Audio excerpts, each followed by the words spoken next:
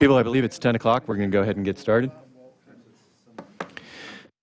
All right, we're going to go ahead and do an official call to order for this, the August 5th meeting of the South Carolina Board of Landscape Architecture Examiners.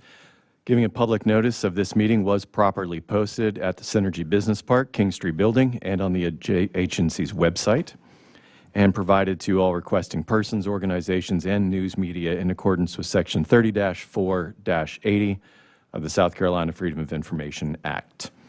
Members of the public who wish to observe may do so by live streaming on our website. First order of business is an approval of the agenda. I'll make a motion. Approve the agenda. Second. I have a motion and a second. All in favor? Aye. Any opposed? Thank you very much. Go ahead and move on to introduction of our board members. I'll start with myself and go to my right, please. I'm Edward Kinney, practicing landscape architect. Drew Cheatham, practicing landscape architect. Dennis Simmons, practicing landscape architect. Is that really close to you? Sure. Marshall Giles, practicing landscape architect. Parks McLeod, landscape architect. Jean Catalano, public member. Frank Barron, public member. County Roads Board Executive. Sherry Moore, Administrative Coordinator. Leanna McMiniman, Office of Disciplinary Counsel. Chuck Turkle, OA investigator. Carolyn Sutherland, Advice Counsel. Very good. Thank you very much. Moving on to item number 5, please. I'm looking for an approval for, actually, we have no excused absences today, so we're all set. Moving on to an approval of the meeting minutes from May 6, 2026. Accepted as presented. Second. Oh, sorry. Got a second. Yes. Parks is our first, Jean is our second. Thank you. All in favor? Aye. Any opposed? All right, motion passes. Thank you very much. Moving on to my personal remarks, very quickly, I just want to acknowledge that we have a new board member, Mr. Giles. Welcome. And we have also, of course, lost Laura Dukes. I want to acknowledge that Laura has been a pretty important member of this committee for many, many, many years. She has had quite an impact and influence on the board, and I think we'll be able to take a little more time to celebrate her achievements at our next board meeting in November. And so we're looking forward to doing that. Moving on to staff reports, Mr. Rose. Thank you so much, Mr. Chair and board members. Good morning, and I hope that everyone's doing well on today. Welcome to our third quarterly meeting for this great profession. Just got a couple of housekeeping notes prior to us getting started until we get into the crust of our meeting. So I do ask that while you're speaking, that you ensure that you're close enough to the microphone so that your voice can be captured. You will see a red light here indicating that your microphone is enabled. And should you want to mute yourself to address anything to your colleague so that you're not heard on the record, you will see 3 dots. You would just press and hold those 3 dots, and you would not be heard from the gallery or anyone viewing us from the YouTube platform. So please keep that in mind, board members. Also, just want to provide you a couple of office updates that we are rolling out. First and foremost, we want to, again, welcome Mr. Giles to this landscape architect board. Of course, you all have heard via our chair that he has replaced Ms. Laura Dukes, and we will be highlighting her at that last board meeting of this year. But Mr. Giles, his appointment commenced on June 30th, 2026, and it will expire June 30th, 2030. And again, he is filling Ms. Laura Dukes' position. Currently, the board has 840 individual landscape architects and 255 firms that are actively licensed. In your board meeting materials, board members, you will find a list of staff level licenses that have been issued since May 1st, 2026. That is included there in your handouts. And 23 licenses have been issued since our last board meeting. As most of you all know, the CLARB annual meeting is upcoming, It will begin on August the 27th, ending on August the 29th in Calgary, Alberta, Canada. Mr. Kinney and also Mr. Cheatham will represent the board at the meeting. So we hope to receive a great report when they come back in November of all those updates from CLARB.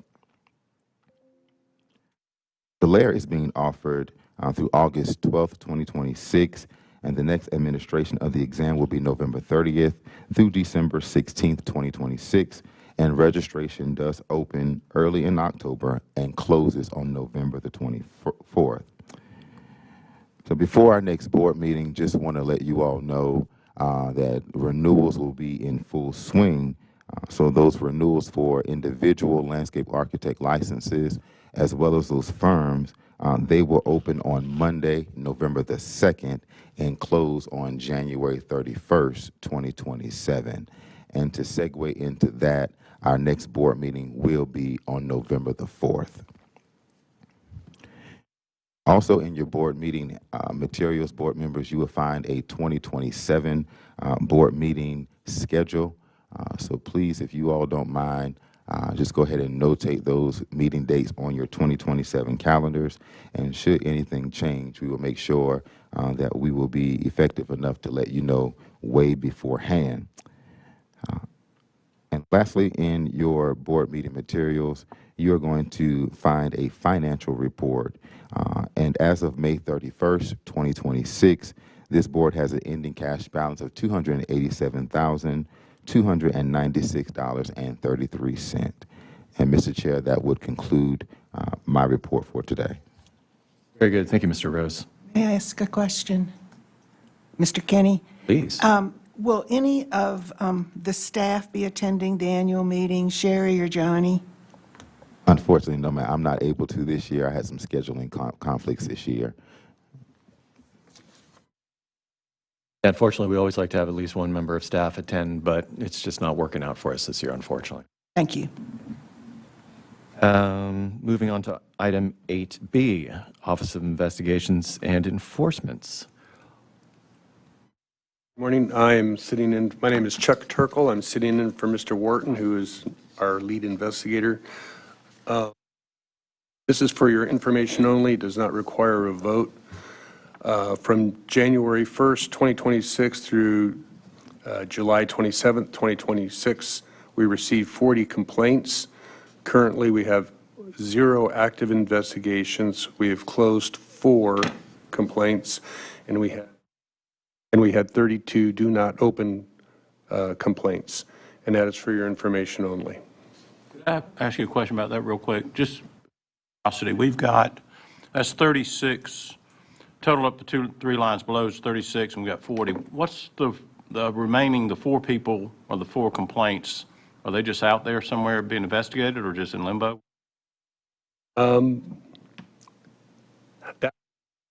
This is the report Mr. Wharton pulled up and gave to me.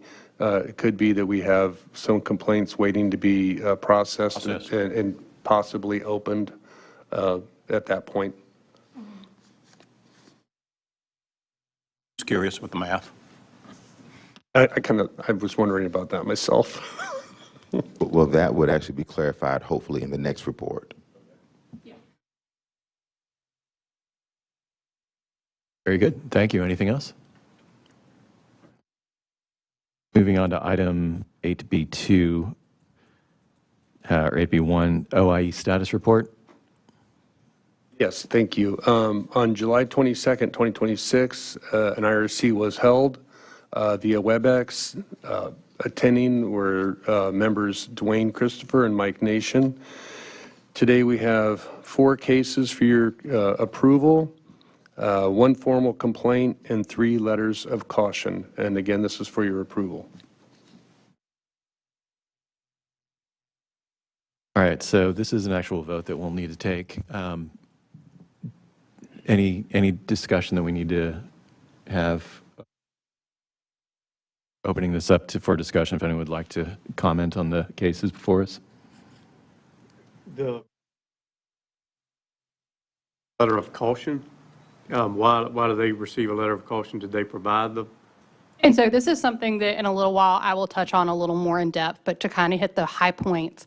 If we're recommending a letter of caution, generally speaking, what that means is that a violation may have occurred. There seems to be maybe sufficient evidence that there's a violation, but we don't believe it rises to the level of requiring discipline at this time. So let's say there was technically a violation committed, but then it's sort of been resolved. They've ultimately complied, they followed through, that sort of thing. Particularly with this past IRC, which I can't go into very much detail about what was discussed. Your IRC members get the full file. They get everything that we have. I can't go too in depth because we can't litigate the case yet without them present. You have to prove it or disprove it to be disciplined. But we're recommending letter of caution on several of these cases. And I believe all three are basically the same thing, that there may have been a violation, but things have been corrected, corrective action's been taken, we've been assured that they have complied, and there are no other egregious issues. So a letter of caution is what we're recommending. That is a private letter that goes in their file that only them, ODC and OIE, and you guys would know about, and it's only relevant if/when down the line they do something of a very similar nature. So it's a mulligan, so to speak. So that's where we are with the letter of caution, whereas with a formal complaint, what we're saying is, hey, the investigative review conference has looked at this case, a violation occurred, or there's significant evidence to prove that, and we think some discipline to a certain degree may be warranted, and that it may possibly in the future need to come before you guys for a hearing. Welcome. So, for instance, when it says complaint alleges that the respondent failed to provide proof of continuing education, is it staff that essentially is filing that complaint because they're the ones who are aware of this? Yes, some complaints come from the public, some complaints come internally, and typically you'll see that from board staff members or inspections. Not that that really applies to you guys, but inspectors for LOR file complaints as well. And so that, I don't think, is giving too much information here. Yes, it's pretty clear that that was an internal complaint. And should we vote to approve this report, what are the next stages then for each one of these? So if you approve the letters of caution, that language has already been drafted and ready to go for approval, and it can get sent out very quickly to these respondents and incorporated into their files. As I said, it's private. The formal complaint, the next step is if it's approved, it gets transferred to the Office of Disciplinary Counsel, and then I will begin working on maybe drafting pleadings, things of that nature, and seeing how we can move it forward. There are various options for that that are ultimately up to the respondent. But that's the distinction there as to next steps. And do we approve this in totality, or do you need an approval for each one of the cases? So you do not need an approval for each case. You can just approve the entire report. You do not have to approve it if you believe, if a board member believes that a case is perhaps it doesn't warrant the level that is being recommended by the IRC, then you can reject the IRC for just that case, but other than that, there's no reason to specifically call out individual case numbers.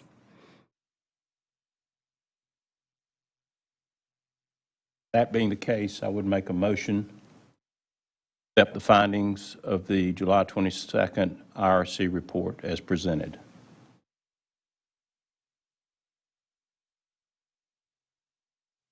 The recommendations of the IRC report. Have a second? I second. I have a motion and a second. Any discussion? All right, all in favor? Aye. Any opposed? Very good. Thank you. Motion passes to accept the recommendations. Ms. McMenamin, moving on to item 8C. Very easy. It is a 0 report this month. Thank you. That was almost too easy. The next part's not so easy. Oh, boy. So those 4 that we just voted on are 4 missing people to make the total of 40. Possibly, well, as Mr. Turkle was touching on, we don't run that specific report. However, from various boards I've sat through and other reports, these questions do come up. Mathematically, this doesn't always add up, but it is accurate. It's just a little wonky, I think is the technical term, how certain stages of the cases get pulled.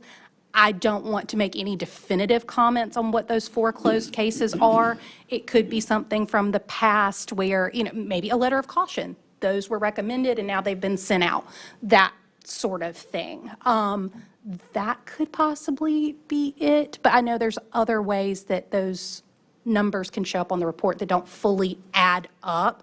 And just to be clear, Mr. Wharton did have something work-related that kept him from being able to appear today.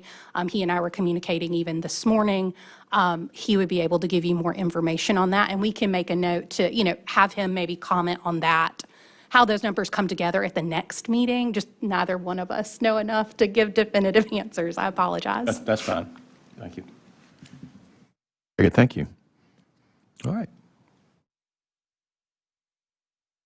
Item 9A, the floor is yours. Okay, and Mr. Rose, do you want to chime in a little bit in the beginning about this part, and then I'll come in at the end? Sure thing.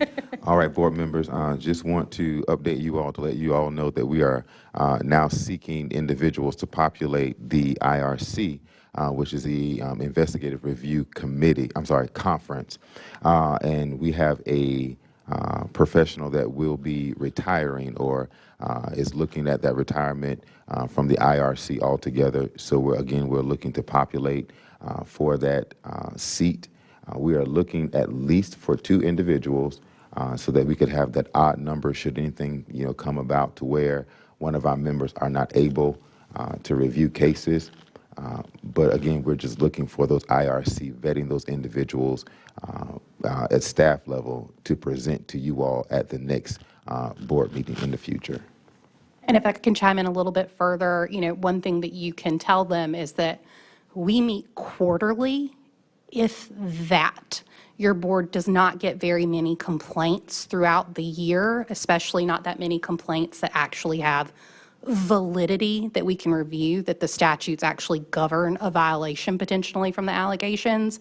So at most, they will meet quarterly. I think I can safely say at most we'll meet for 30 to 45 minutes to give a thorough discussion, because like I said, they get the file in advance. They have all the information to review ahead of time. And in the past, everyone has come very prepared. You can tell that they've read, they've got notes. So we don't have to give the full case analysis. So that's how much we're asking as far as time goes out of their day. And also, it's all confidential. So someone that you trust will be able to follow that non-disclosure agreement, keep that information to themselves, and also know that no one's really going to know much, if anything, about them and their recommendations as far as this go, and that it is still just a recommendation. It's not on them. It is ultimately up to the board what happens. I know that can sometimes be a bit of a hesitation for people signing up for that job. They feel a little uncomfortable making those recommendations about someone's profession, but it's a group effort. So for whatever that's worth, to help with, coming up with someone to fulfill those positions, that would be great. And I'm going to go more in depth later on what exactly the IRC is and that process. But just the general overview is you take a little time out of their week quarterly to look at a few case files, maybe do a WebEx meeting with us, a virtual meeting. They don't have to come in or anything, and take a little time out of that morning. It's usually at 10 a.m. To go over those cases and, help us come up on a good recommendation to give you guys at the next board. I'm sorry, what are the legal requirements for that position? I think Ms. Sutherland was maybe about to chime in on that. So the legal requirements are generally that they're an active licensee, and then whatever the board feels is most appropriate. Most boards that I work with have a minimum set for years of experience. For example, if you have someone who just graduated from school, that's probably not the person who needs to be judging the cases. So whatever experience level the board feels appropriate. Some boards feel that no prior discipline or no discipline from in the last 5 years or have you, that's something that is often considered. Trying to think of other, but it's really the qualifications that the board thinks they want, that they would feel comfortable with passing this forward, because the IRC is the first hurdle, so to speak, that's going to look at the cases from an outside perspective and see if they rise to the level of a formal complaint. So you need somebody who is knowledgeable, who is willing to participate. So if they're not so reliable, that's probably a bad idea. But it really is up to the board. Lena, do you have any further thoughts on? Like who we would like to see as an IRC member? I mean, you touched on everything. Someone who's fairly reliable, not freshly new. Newness sometimes is nice because they've just been through school. They've got just a few years under their belt. It's a little more fresh. Sometimes some of the more nuanced or minor legal things that just become second nature to someone who's been doing this for a really long time. But also that experience of knowing this field and being able to give that professional opinion that we sometimes need. I'm there for the legal aspect of it. Really looking at, okay, sometimes we all know something bad happened. It's maybe not good policy, but where is the exact statutory or regulatory violation? That's kind of what I'm there to help provide guidance for. And then your professional members really like mold that evidence into those puzzle pieces that fit into that statute. So yes, someone that's dependable, can keep a secret,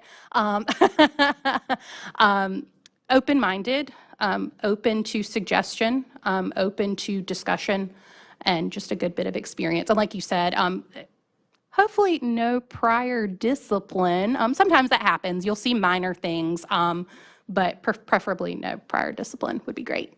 So, That someone who is going to be impartial, because with my other boards, we will have an individual who would like to assist in that endeavor, but they don't want to tell on that professional. So it's more so reviewing the offense and not the offender. So being very impartial for that moment. So. That's an excellent way to put it, the offense, not the offender. So essentially, you were asking us as practicing landscape architects and involved members of the public with our deep tendrils in the LA community to ferret out some individuals and recommend them to you. Is there a timeline or process that for you? Generally like that information prior to the board meeting. So our next board meeting is not until November the 4th. We will just need ample time to gather those materials such as resume, whatever it is that this board would like to review about that individual that is going to possibly be on that IRC. So any kind of information that we could provide to you beforehand just for us to be proactive in that search. Additionally, I would ask that you make the criteria known, make a decision as to the criteria today. That will allow staff to vet any recommendations that they receive. Who would they reach out to? Johnny? I'm sorry? The actual individuals? Yep. Yes, sir. They will reach out to my office, either myself or Sherry, and we will go ahead and take the reins from there and update them what they actually need to submit to us. I missed something, or can a board member do that? No, sir. Okay, I just want to clarify Past for the board record. members, I'm sure, could actually apply for that. Remember.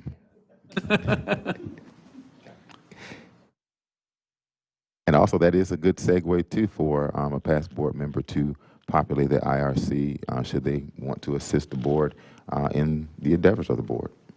That is quite common across the boards. As long as they are still licensed. Yes, correct. Okay. So your wheels turning. I got you. So do we need to have a discussion about the criteria we're looking for? I mean, other than what you have mentioned, it seems pretty thorough. Honesty, integrity, judge the action, not the actor. I think we ought to at least put 5 years of minimum practice in. Realize your responsibility. And Port of Order, do you need us to summarize in a vote or an emotion and a vote? Okay, you do. All right.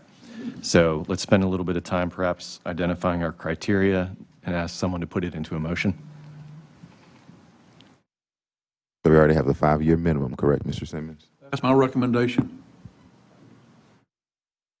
Any Pat? And no previous reprimands. Licensed professional.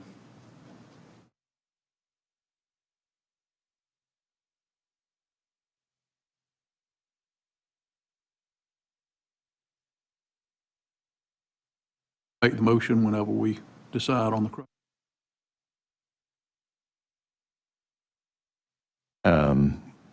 I want to revisit your no previous reprimands regarding their actions as landscape architect, or do you want to extend it out to no previous reprimands of any sort? I remember we had this conversation with Wick years ago about Ethical? moral turpitude. Well, that no longer, That no yeah, longer yeah, applies. yeah. Okay, good. So it doesn't apply for discipline. I would just remind you, you're taking a vote on the criteria.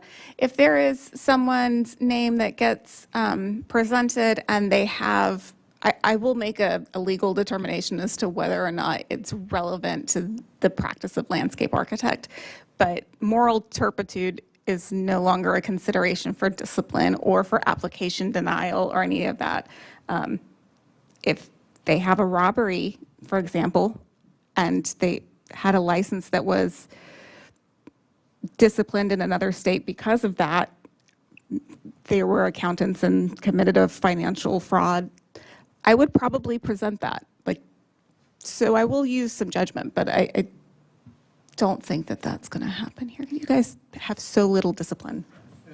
Since we have a relatively small pool to draw from, my recommendation is going to be, this is preferred and not required.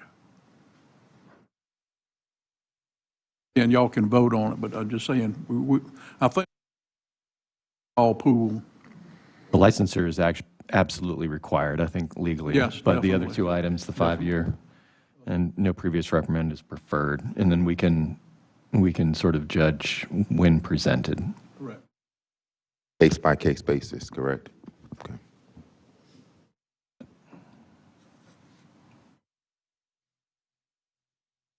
Board members, just to let you all know, when we do start that vetting process, that information will be placed out there way in advance for you all to review those that background information before the next meeting. Okay. I have a question. We talked about perhaps a retired board member.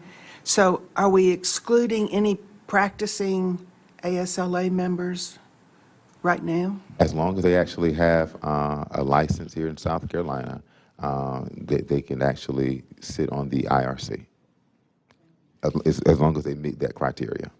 You do not have to be an ASLA member. Correct. That's not a criteria. Professional society and not a registered profession. So if you've had someone go emeritus on you, calls that they've given up their license, they're not eligible. Right, they'll be excluded.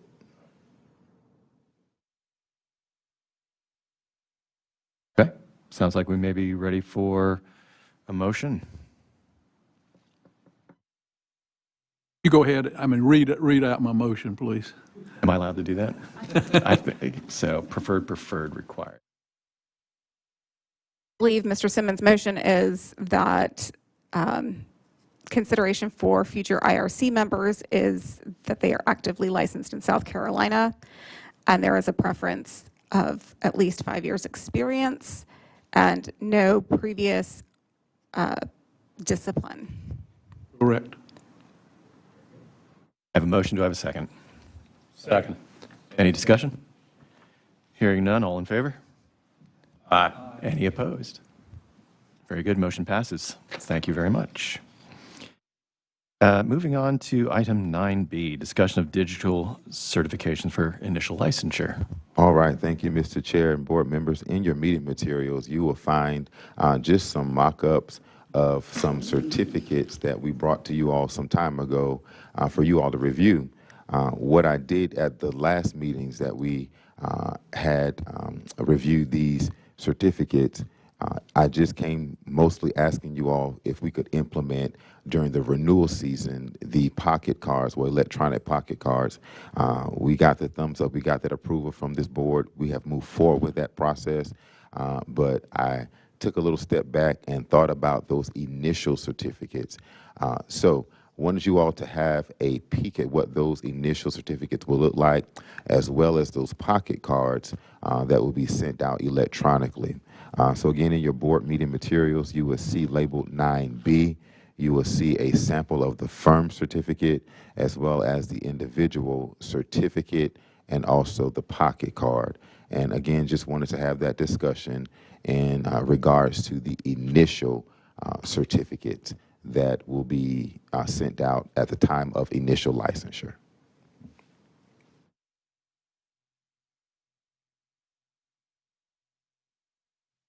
Thank you. Any questions? And if I may add just a little bit too, this would also save just a little bit when it comes down to postage. We're getting an influx of licensees right now, not an overwhelming amount, but nonetheless, we could cut off our postage fees simply by doing the electronic certificates. And I'll be quite honest, I like the electronic certificates a little bit better than the actual physical certificates that we have. The electronic certificates, we could actually maneuver a little bit better. We could format them a little bit differently. We can do a lot when it comes down to the digital certificates and also those pocket cards. So again, aesthetically, it's just a little bit better too. Will hard copies be available for people? Yes, sir. We can make those hard copies available upon request. Yes, sir. And that will be actually be made known. How we're actually going to announce this, I had an announcement on the actual renewal, but we want to go ahead and announce that prior to that renewal taking off. So we will be doing an e-blast to all of our licensees, just updating them about that, and also give that option about whether or not if they would like a physical copy of that license, of course they can request that, but it will be upon request only. At cost? No, sir, it won't be at a cost. For the initial, no, sir. Won't they be able to print it themselves? Yes, ma'am. They will be able to go into their online portal.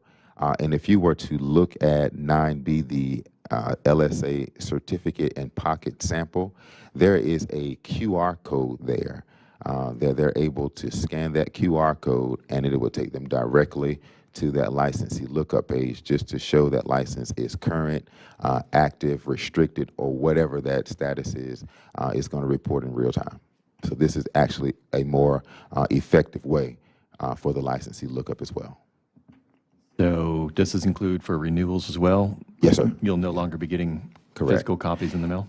That's correct. So how the renewal process would work, once that licensee does renew that license successfully, there will be an automated generated email that they would receive, let them know that their license has been renewed. Then they're able to go ahead and print out that pocket card or certificate, whichever they desire to print, and that would be there for them real time. Everything will be automated.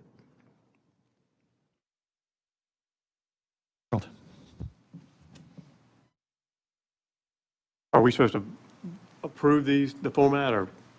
Not the format per se, but just the actual issuance of the initial certificates for electronic certificates. We've already done the pocket cards, but we'll go ahead and incorporate the initial certificates as well.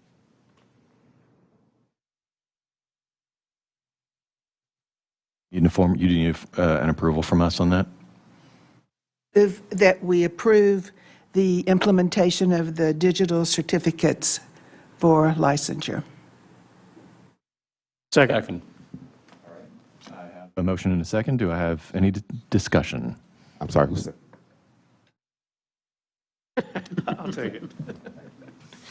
Discussion? Hearing none, all in favor? Aye. Any opposed? All right, motion carries. Thank you. I believe we're going to pitch it back to Ms. McMenamin real quick. Yes, thank you. So Thank I'm you. going to try and do a bit of a brief version of a new board member training, give y'all a general overview of from the time a complaint comes in to how it makes its way to you guys. So Mr. Giles, right, correct? We'll have a little bit better of an understanding of what we all do here at LLR, and it's just good to have a refresher sometimes. So for those of you who don't know, I'm Leanna McMenamin. I work in the Office of Disciplinary Counsel here at LLR. So if we think about a disciplinary hearing in terms of maybe criminal court, I would essentially be like the prosecutor who represents the state and presents the violation to the board. So I'm working with OIE to get these cases to you if they have the evidence to back it up, if they equate to a violation of your Practice Act. So the way everything starts here at LLR, we are complaint-driven. Complaints can come from the public. That's where most of them come from. They can also come internally. Like mentioned earlier, it could be something filed by board staff related to an application or CEUs or whatever. And then again, it makes its way eventually to the Office of Investigations and Enforcements. An analyst says, hey, yeah, this looks like a violation of the Practice Act. We're going to open this up. It goes to your investigators. They send out something called a notice of complaint to the respondent. Whether they are a licensed individual or unlicensed, that letter goes out saying, hey, a complaint was filed. This is a copy of that complaint, sometimes redacted to remove complainant information, things of but it has the allegations in it, okay? So they can respond. Yes? Oh, one question. Does a complaint have to be in writing? Yeah. I mean, okay, somebody just pick up the phone and call. No, it needs to be in writing. It Okay, can I be want- filed, yep. It can be handwritten and delivered, mailed in. It can be filed online, but it does need to be in writing. And just practically speaking, complaints can sort of be filed anonymously, but those rarely go very far. You typically need someone that you can call and get additional information from. Those are not great. So you need good contact information. Just to clarify on that, one Yes. piece is that if they wanted to, I don't know that, Oh, that yes, sorry. comply with anonymous, so the statute requires that the complainant receive the name and information of the respondent unless they request and good cause is shown to grant the anonymity. That goes through the chair, but that's a whole other issue. I just wanted Yes. to make one distinction. Thank you. So a little more complex, but with more of the general overview, you get those complaints, they go to investigations, that letter goes out, and that's really what sort of helps start the investigative process. They sometimes contact witnesses if they are able to, because remember, we try to keep everything here as confidential as possible, innocent until proven guilty, so to speak. And they gather evidence, they may seek documents from an employer or the complainant, things to back up what the allegation is. So let's just say maybe you've got a violation of your ethics. Maybe we get a complaint from someone with let's just say the county of Richland saying that a landscape architect bribed them. They're offering them to use this wonderful vacation home they have in the Bahamas if they can get the contract to help creating this new park or whatever. I think that probably sounds in line with something practical. Okay. Coming up with an example that I've never seen before, but trying to make this a little more relatable. So that's our complaint. Joe Smith, fake guy, is bribing a government official, a county official, to try and get a contract to work on this new park, garden, et cetera. Well, that's an ethical violation, right? That's going to go to OIE. We're going to look into that. We're going to take witness statements. We're going to talk to that complainant. Is any of this in writing? Do you have text messages, emails? Anyone else that can attest, yeah, I was there when he said this, or look, here's the gigantic basket of wine and fruits and candies that he dropped off as the initial bribery. Things of that nature. Sounds a little silly, but just to go along with something that would be an actual violation of your regulations. Well, once they're done investigating, they feel like they've talked to everyone that they can talk to, they've gotten all the information that they can get, and they do try to do this as expeditiously as possible. Some cases take longer than others, depending on the complexity of what we're looking into. It goes to that investigative review conference that we've been talking about, the IRC. So it is myself, it is Mr. Rose, it is your investigators and your professional members. We all meet via WebEx or phone call or whatever, and they have everything that's been gathered by the investigators shared with them in advance through the super confidential means that they can review, and then we discuss. Okay, do we feel like we have sufficient evidence to support that this is what happened, or is it just a he said, she said complaint? Sometimes that happens. Sometimes it's a, we kind of feel like we know what happened, but do we have sufficient evidence to prove it? What is the specific violation that would be made of your Practice Act, whether it's statute or regulation? And like I said here, we've got an ethical violation with that little scenario. Well, then it comes to the board in the form of that IRC report that Mr. Turkle presented to you today, where you're going to see various categories. Sometimes it may just be, we're recommending all formal complaints, or we're recommending all dismissals or letters of caution. You have various options of what we're going to recommend and what you can do. So even if we feel like we don't have sufficient evidence for something, it's going to come to you in the form of a recommendation for dismissal. And so talking about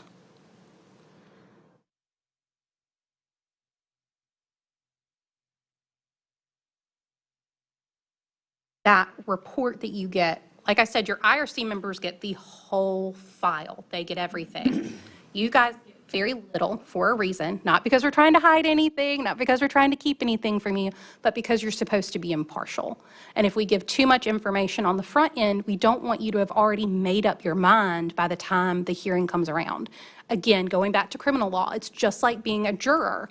You know, they ask you in jury qualification, do you know anything about this case? Did you hear about the robbery of that gas station, you know, up the street?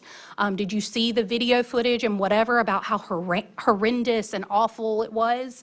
They don't want you to sit on that jury because your opinion is sort of already tainted. And it's the same thing here. We don't want you to know too much so that this respondent can get a fair hearing. Now, when it does get to you, like I said, you have those categories of what we're recommending, and those are the options of what you can do with each case ultimately. Now, that IRC report part, we're just recommending formal complaint, letter of caution, or dismissal. Dismissal, nothing happens, goes away. Letter of caution, it's a, hey, do not do that again. Formal complaint is where there's means that there could be sanctions. What are those possible sanctions? Well, we have different documents that I and the Office of Disciplinary Counsel would draft that dictate out all that legal stuff about, you know, being licensed, having jurisdiction, what have you, because we only have jurisdiction over licensees, those that have been licensed by the board. So someone who is completely unlicensed, never been licensed by you, and they are out practicing as a landscape architect, we can't do anything about that other than issue something called a cease and desist, which is a formal document that says, hey, stop it. Stop it right now, or in the future, there could be fines. There could be other actions taken if necessary. You can't actually bring them in and say, hey, we're going to make you pay this much money for what you did, and we want you to take these courses, et cetera. All you can do is tell them we have sufficient evidence that you're doing this and you need to stop immediately.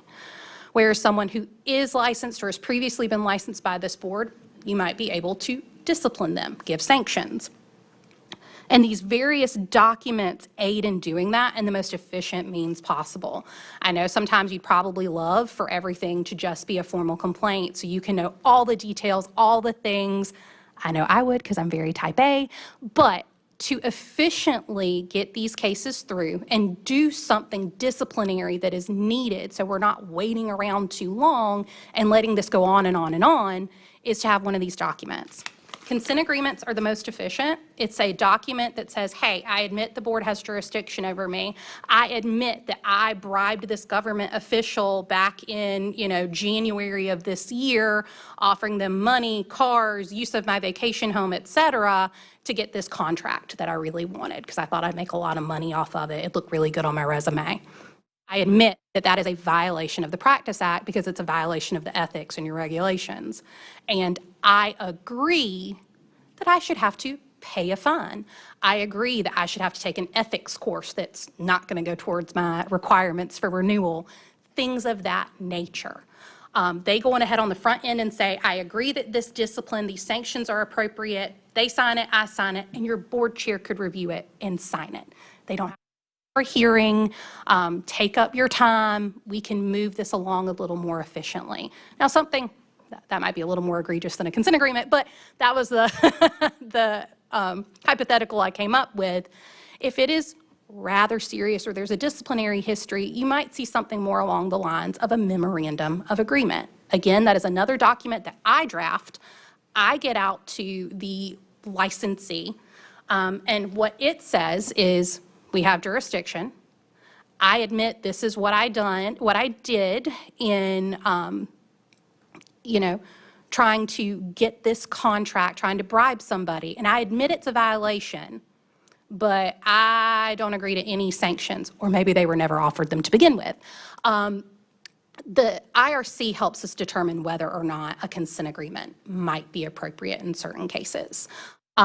Without that consent from them, that recommendation from them, I'm not offering that. What I'm left with is this memorandum of agreement where they admit what they did, they admit it's a violation, and then I come in and you have that document in front of you with exhibits of evidence attached to it to support these violations.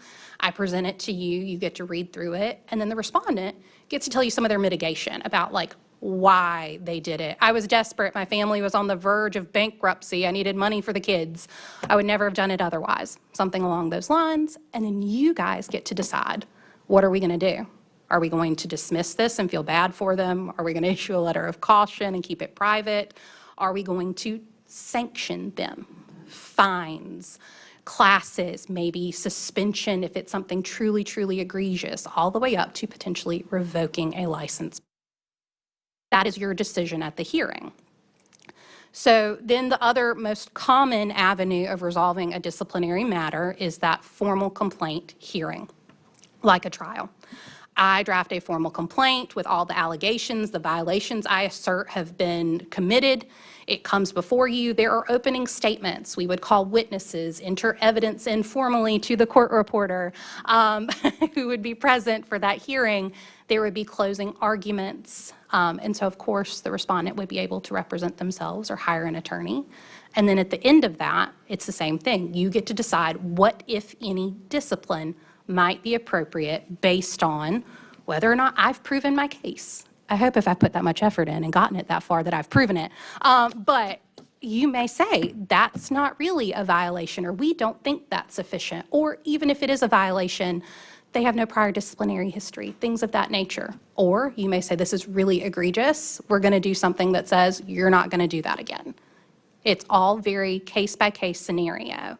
But generally speaking, most often, you're going to hear about what went on behind the scenes in the IRC with those professional members that got the whole file. You get that limited information because we cannot taint our judge and jury before a hearing, and you make recommendations on whether or not it's a formal complaint that could be disciplined, whether or not there's a letter of caution that is private, that mulligan, so to speak, or just an outright dismissal because either there's insufficient evidence or sometimes no violation actually occurred. People have a misunderstanding of what the statutes and regulations are, and it comes through and are like, that's not actually a violation. Kind of rare, but it happens. And so there's nothing we can really do there. That is the very general overview. I think I've covered most everything.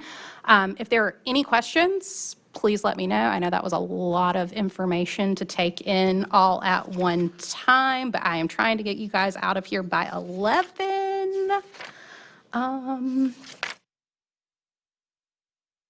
Yes, those are the really big key points.